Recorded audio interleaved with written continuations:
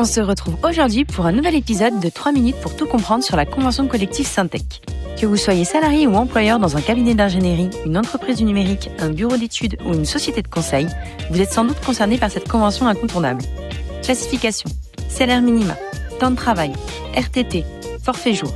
La convention Syntec structure les règles du jeu pour près d'1 million de salariés. Voici l'essentiel à connaître. La convention Syntec ou Syntec Sinov est la convention collective nationale applicable aux bureaux d'études techniques, aux cabinets d'ingénieurs conseils, aux sociétés de conseil, aux entreprises du numérique, aux SS2I, cabinets d'audit et de formation.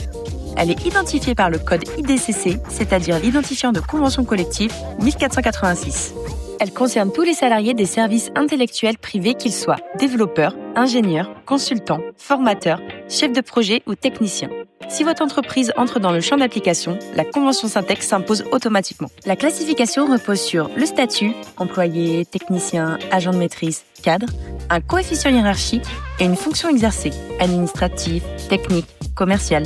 Cette classification détermine le salaire minimum conventionnel, le régime de travail, horaire ou forfait jour, les droits en matière de préavis, primes et ancienneté. Il varie en fonction du coefficient. Voici un exemple pour la classification employé, technicien et agent de maîtrise. Coefficient 240, 1815 €. Coefficient 250, 1845 €. Coefficient 275, 1875 €. Ce sont des planchers. Un employeur ne peut pas rémunérer en dessous. Contrairement au Code du travail, la convention Syntec prévoit plusieurs avantages concrets pour les salariés. Une réduction d'horaire pour les salariés enceintes, 20 minutes à partir du 3e mois, puis 20 minutes à partir du 5e mois. Des congés liés à l'ancienneté. Les congés supplémentaires pour ancienneté permettent de récompenser la fidélité du salarié envers l'entreprise. Avec la convention Syntec, les salariés ETAM et IC seulement peuvent bénéficier de congés supplémentaires pour ancienneté. Un maintien de salaire à 100% en cas de maladie. En cas d'arrêt de travail pour maladie, le salarié peut bénéficier d'indemnités journalières maladie versées par la sécurité sociale, auxquelles s'ajoutent des indemnités complémentaires à la charge de l'employeur.